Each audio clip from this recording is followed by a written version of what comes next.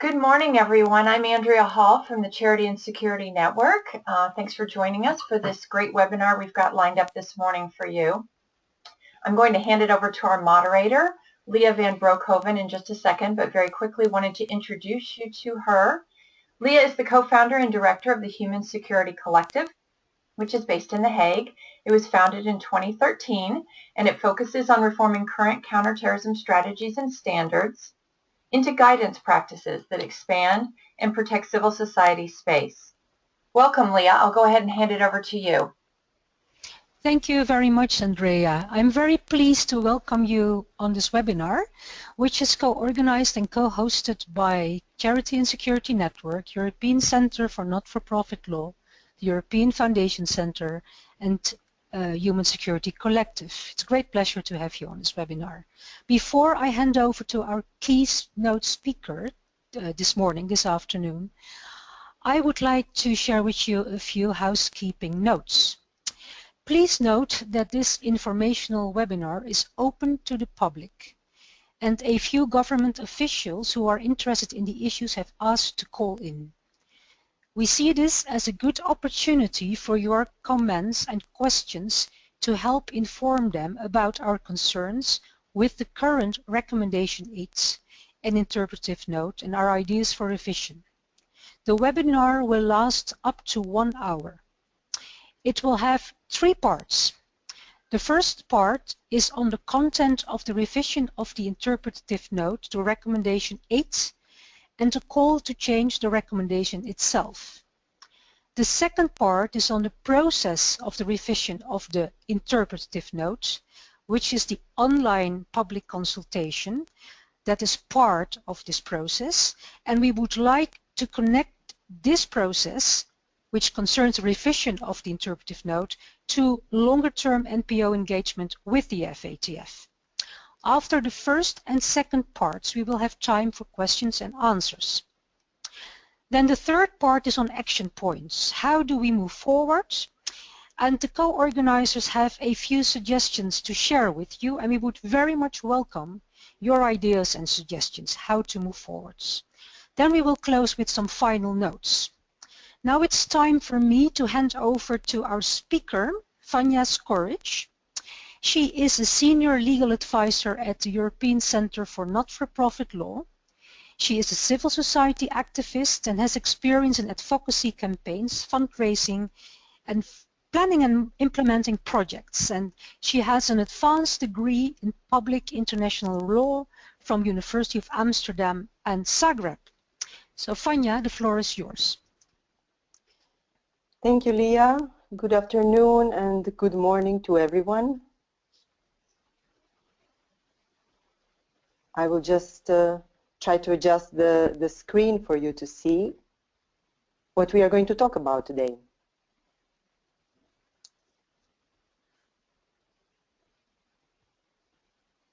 Okay, our content today for our discussion will be Recommendation 8 and the revision of the Interpretive Note.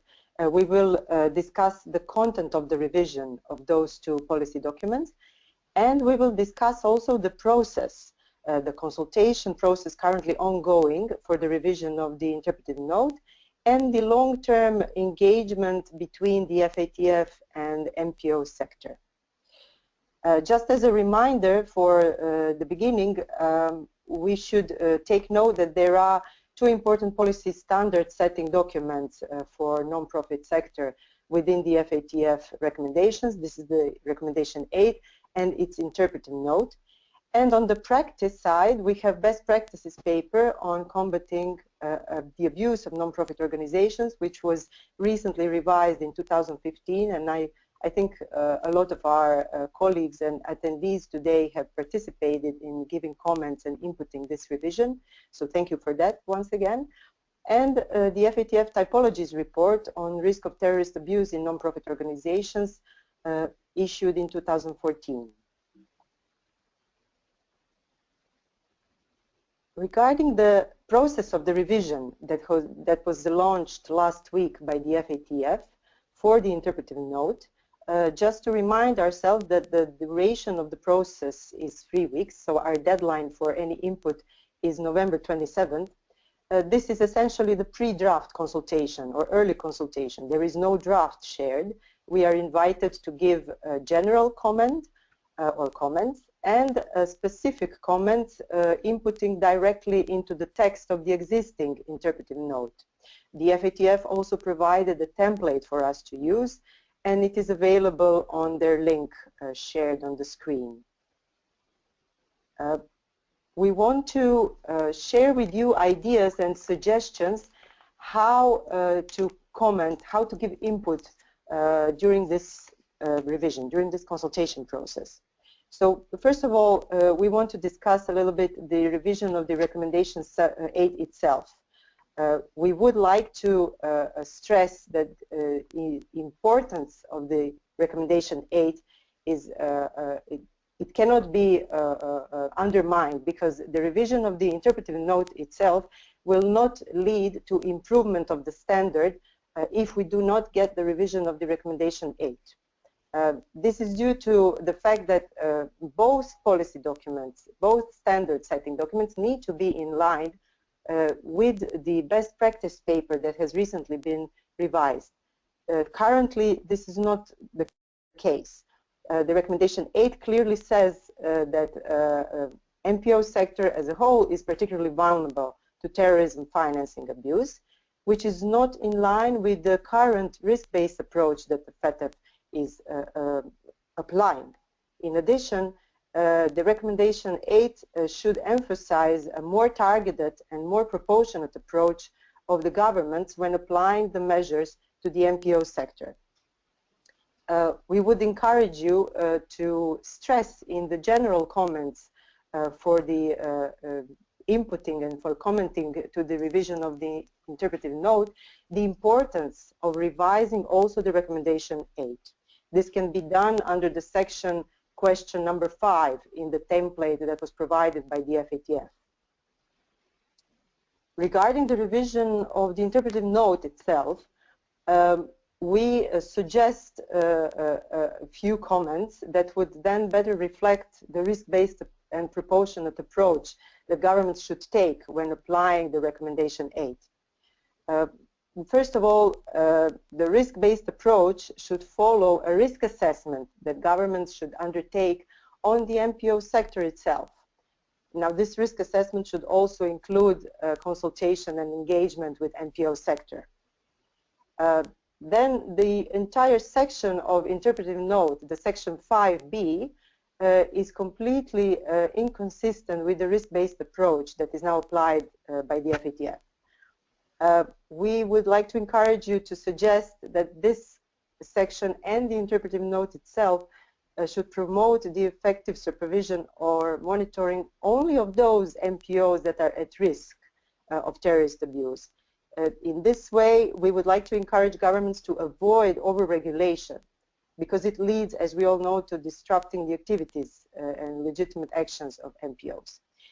If you check the comments that we have already submitted to the FATF and suggestions we have made in how to revise the interpretive note, you will see that we suggested for this entire section 5b rewording of it, using the arguments and using the text and the words from the best practice paper, where we already gave input how this risk-based approach and targeted measures for only specific part of the NPO sector should be used.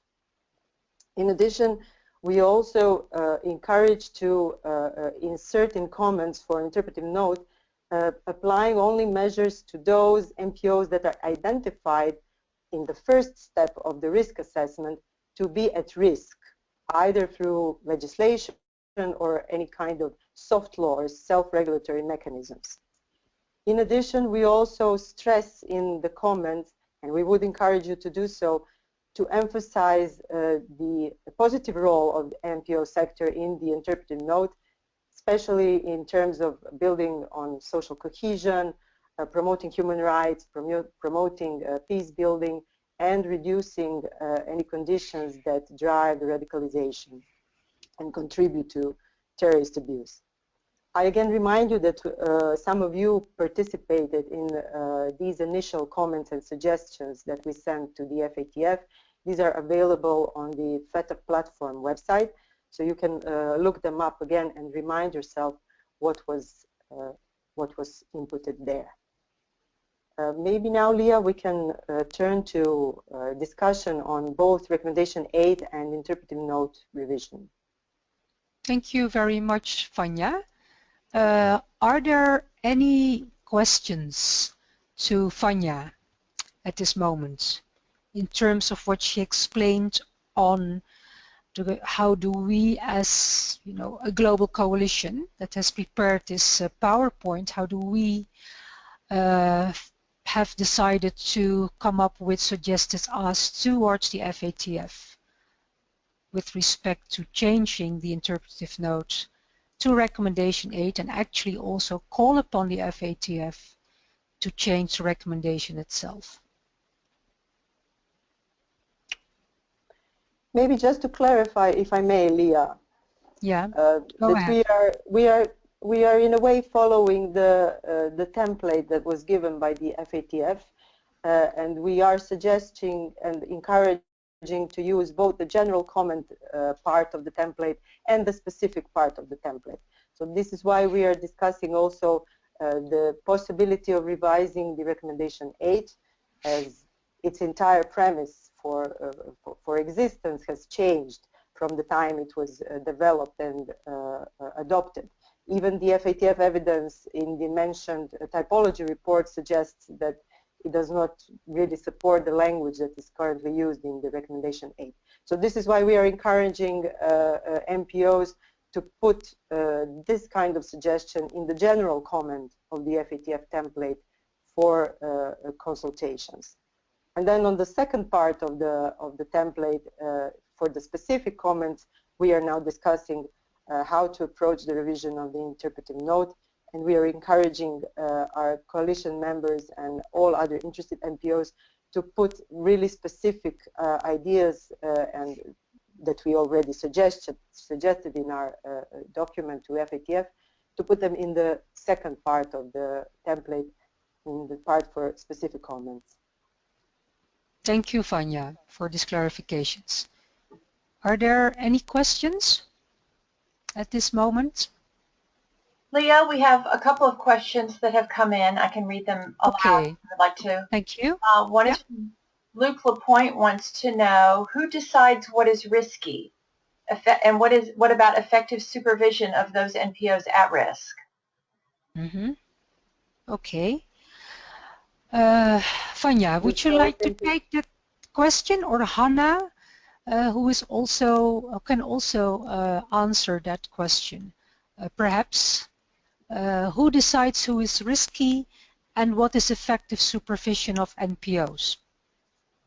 Maybe I can discuss the first part of the question.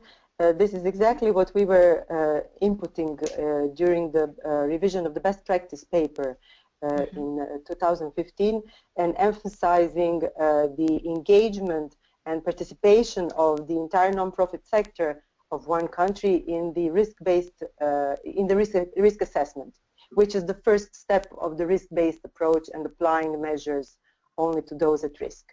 So if we come back to the first step, the risk assessment, both governments, together with NPO sector, should participate in this exercise to decide what is the risk and then how to deal with the risk. Okay, thank you. Hannah, would you say something about effective supervision? What is that?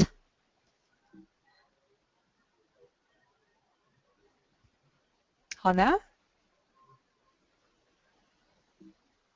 Okay, well, let me then, effective supervision would be decided, ideally, based on a genuine risk in a certain country, and it should not be based on the broad assumptions now put forward by the FATF that the entire sector is at risk, and therefore we need these broad brush measures to control civil society.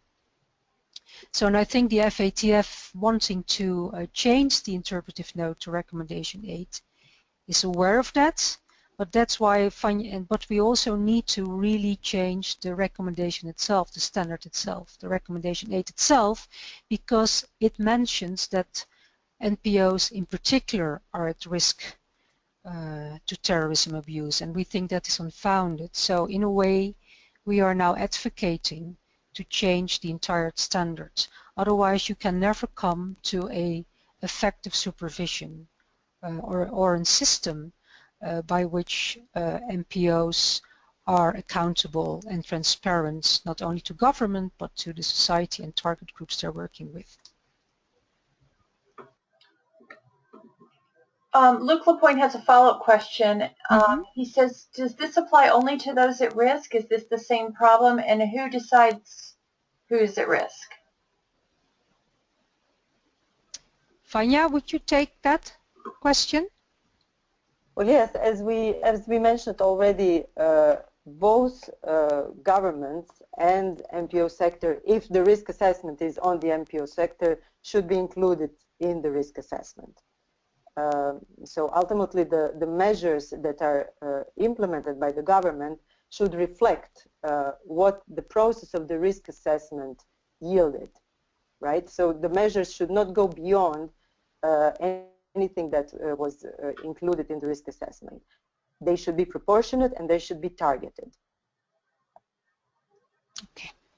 I also wanted to note that we have Hannah Sermatz and Katarina Evans on the line, and if they can hear us, they are welcome to jump in with any responses as well.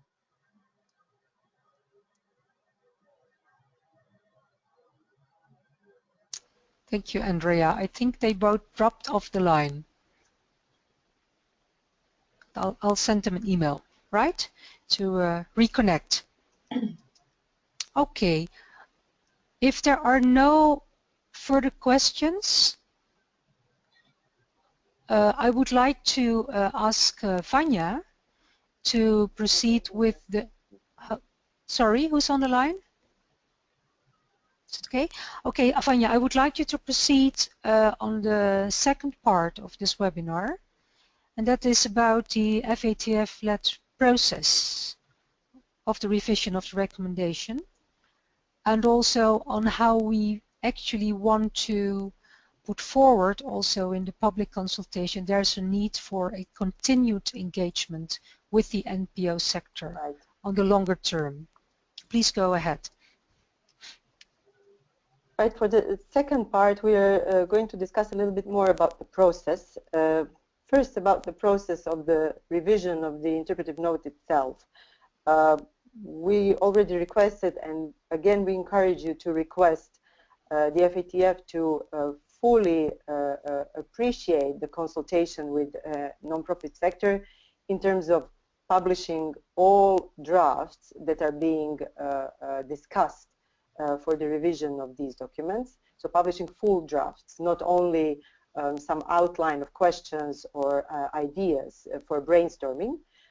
This is specifically important to publish full drafts before any consultation meetings that will maybe happen in the next year before adoption of the interpretive note.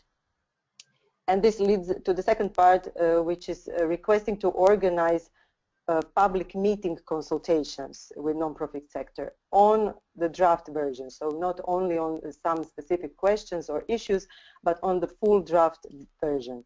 As we understand, this might happen in spring 2016, but nothing is confirmed yet. This is why it is important still to emphasize and request that this meeting definitely takes place. And of course, we want to have a meaningful participation, which means allowing enough time to discuss the entire draft of the new revised interpretive note. The FATF also encouraged national governments to reach out to NPOs and to engage with them on this revision. And we hope maybe if somebody from the government is participating in this webinar, maybe they can share some of their plans, how and when they intend to do that with their national NPOs. It would be really great to hear that.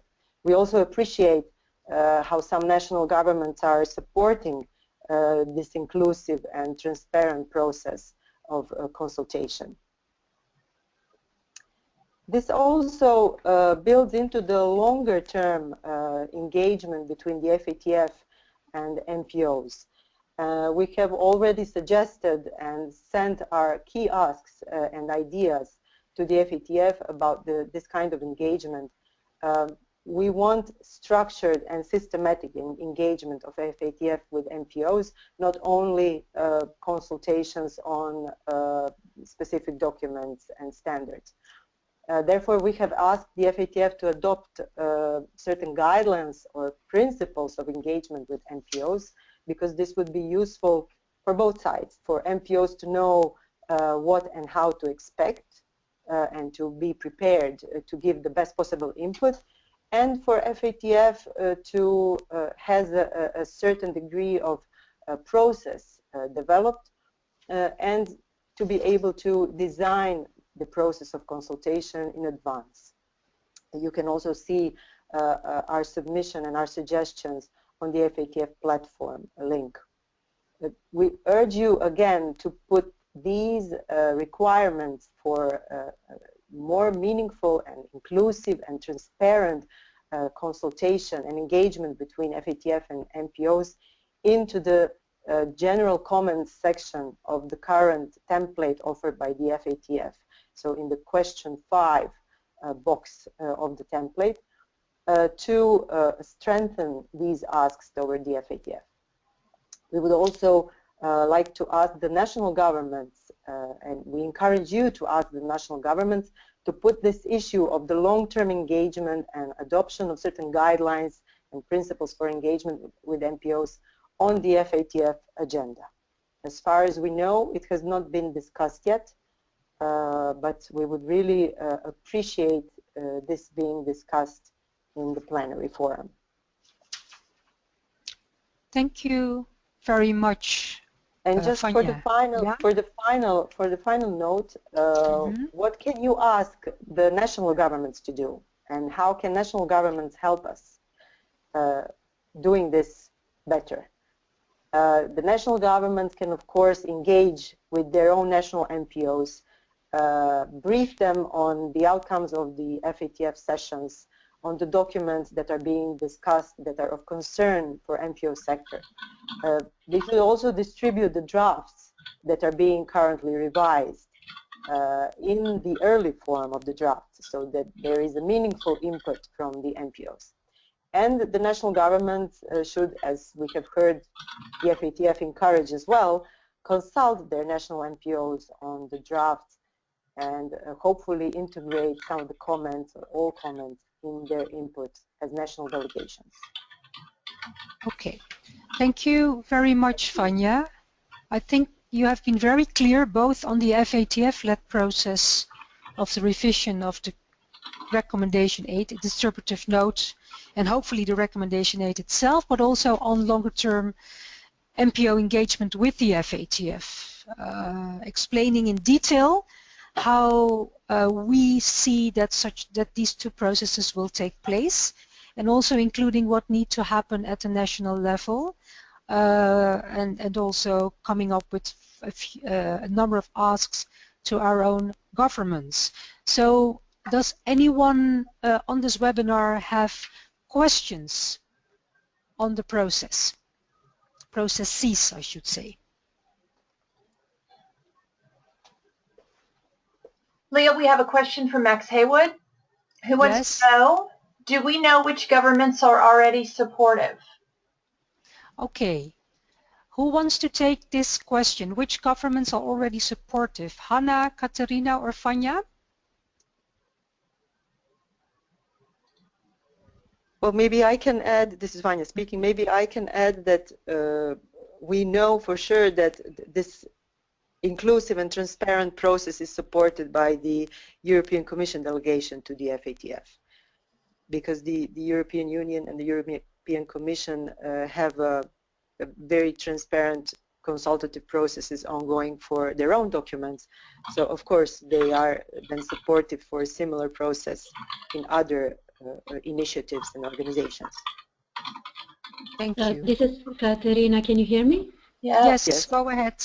Oh, wonderful. No, I just wanted to add that when we say government, it's a bit of a broader, terminology, because we actually, what we have learned by working with the FATF is that there are different agencies and ministries within the government which are responsible and deal with this issue, and therefore we have also understood that there is a need to bring them all on the same line when it comes to the recommendations that affect NPOs, the practices as well as the asks of the NPOs. So we have discussed with different governments from Belgium and Netherlands, and different ministry representatives from Belgium, Netherlands, even the UK, as far as we understand the US, where we have received a bit of positive feedback in terms of the process and the fact that there should be an inclusion of NPOs in it. But of course we have to work also with the specific delegations to the FATF by the government and make sure that they also represent this position and during the plenaries actually kind of guide it and ask for it and make sure it happens. So I think this is one of the tasks we have to do in our national countries, is to look at exactly which are the different ministries within the governments which are engaged on the FATF issues, and make sure that they all, including those with the delegations to FATF, support our asks. It's not enough just to send one letter to one body in the government. Thank you, Katie. I would like to add, we've also heard that the Canadian government is very supportive for this process on the change of the Interpretive Note Recommendation 8. Anyone else has a question at this moment on the process?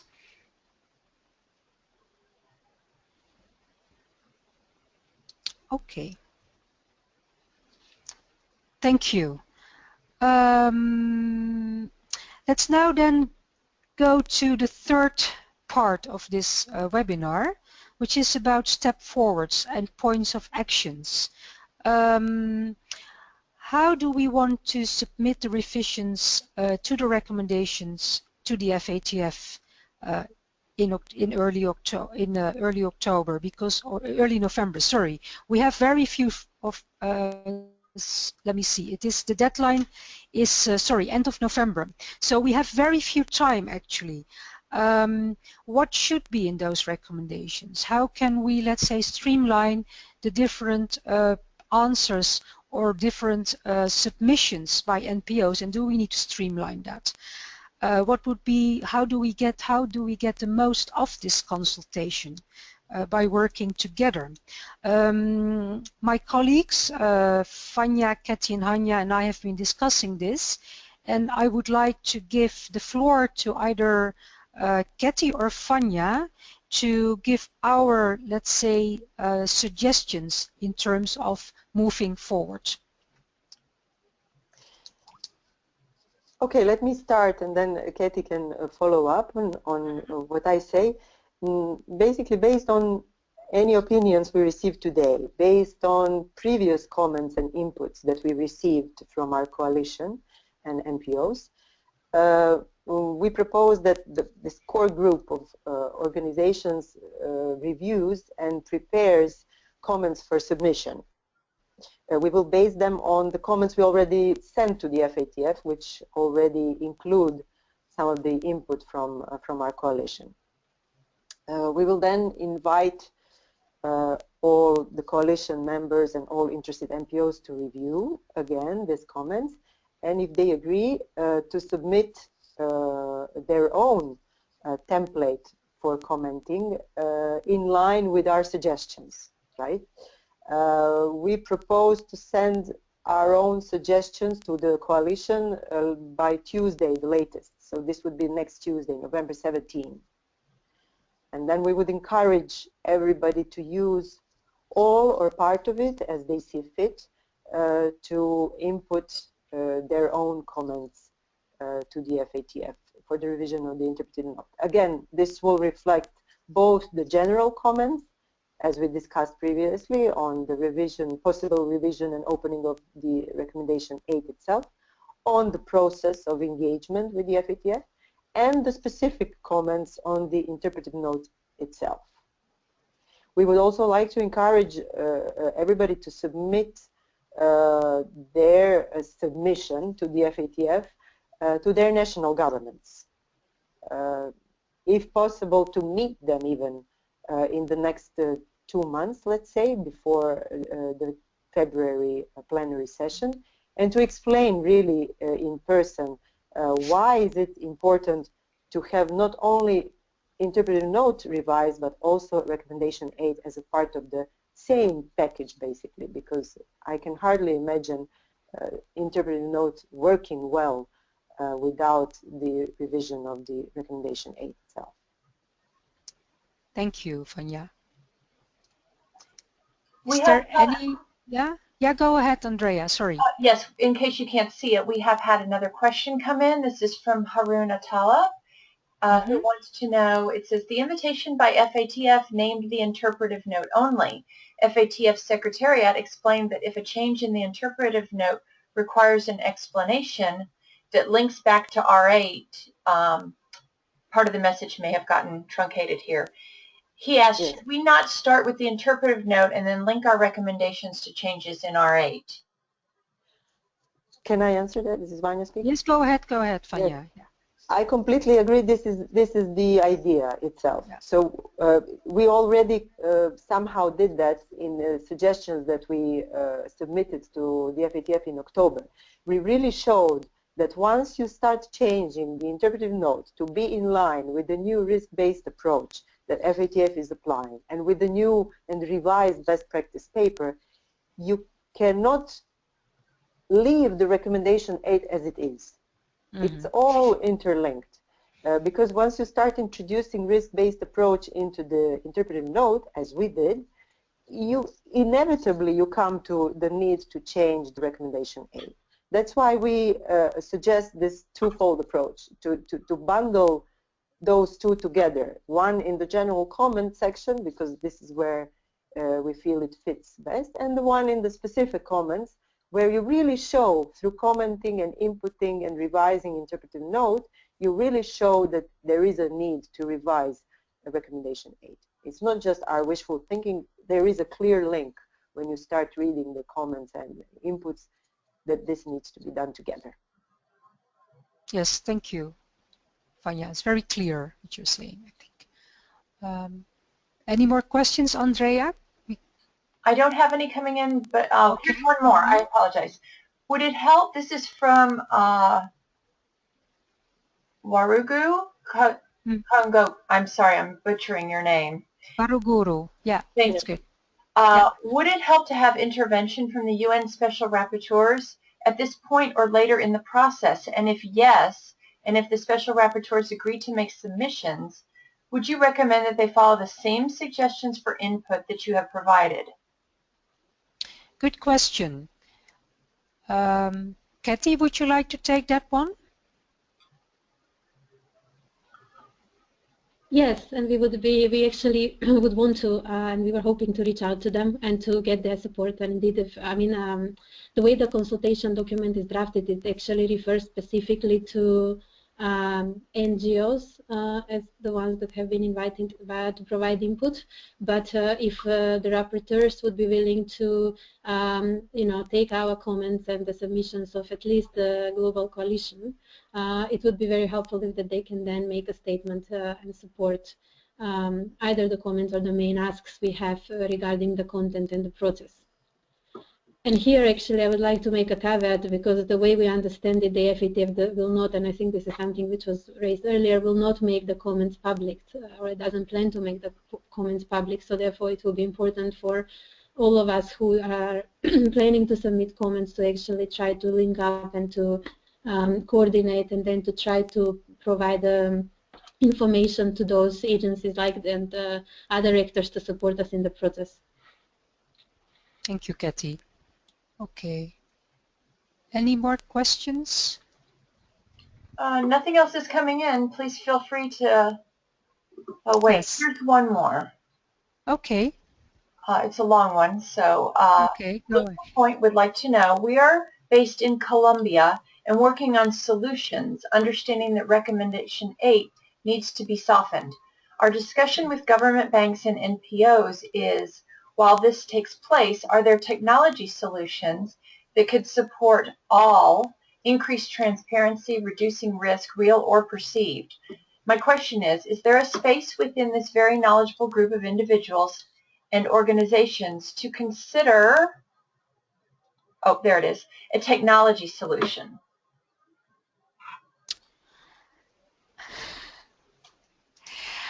Who would like to answer that question? The long question. A technology solution. I think, look, that you are referring, but correct me if I'm wrong, to transfer of funds going to NPOs and that are being at the moment surveyed by government, and also putting banks into a position that they have to do actually overzealous due diligence. Or am I wrong on that? This is very much related to the de-risking issue.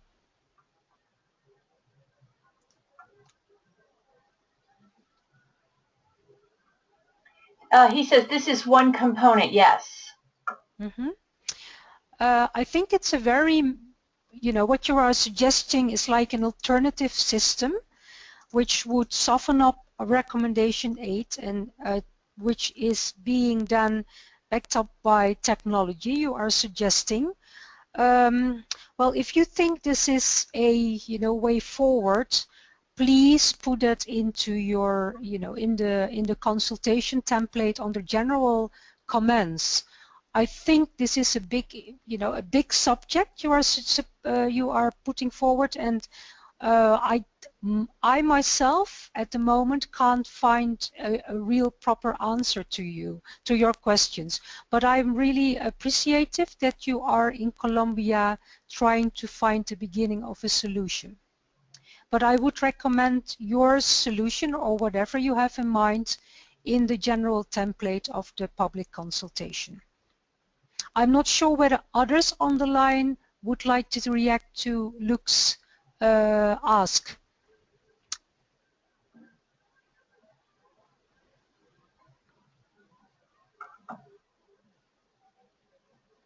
Okay. Or someone wants to say something about what Vanya and Katie are proposing in terms of the way forward, both towards the FATF and also at the national level? Just one addition, Leah. Yeah, go ahead, Vanya. We will for sure ask the FATF to make all the contributions public. Whether they will do it or not is another issue. But we will also ask to give feedback to whether they have accepted or not accepted some of the comments and inputs received. So this is something that we will pursue further. Thank you. Very good addition. Yeah. It's about encouraging them to become more transparent in the way they guide and manage processes. That's good. If there are no other comments or questions, I would like to say a few closing remarks. That we will send the key ask which we have been presenting to you in terms of the online consultation on the recommendation, on the interpretive note to Recommendation 8, and also a call to change the recommendation itself to non-profits who have been listening in, but also to the Global Coalition and to others. We will do that through our outreach channels, the FATF website you may be familiar with, but also our Google groups. And we will also send the key ask to national governments. A number of us are in touch with government officials, both from the Ministry of Finance, the Treasuries, but also from Foreign Affairs, so they need to be included. We will also follow up with an email on next steps, how to proceed with inputs for the consultation based on this webinar. Is there anything else, Vanya or Kathy or Hannah, which I need to add in terms of final notes? Well, maybe just finally that we would really appreciate everyone to be alert next week on getting this email and suggestions how to proceed with the consultation, and to really make an effort and submit the comments to the FATF. I think this is really one of the rare opportunities where we can make our voices be heard and really influence the standards that affect our work. And it would be really, really important to reach out and let them know what we need from the FATF to make our work easier and more effective. Thank you very much, Vanya. If there are no other comments, then I would like to thank you very much for your participation on this webinar. I particularly would like to thank Vanya for an excellent presentation, and also for Andrea for organizing the webinar and being such a good technical backup to us. Thanks to everyone. We'll be in touch, and I wish you a very pleasant weekend already from the European side. Okay, thanks to all. Thank you, everyone. Thank you.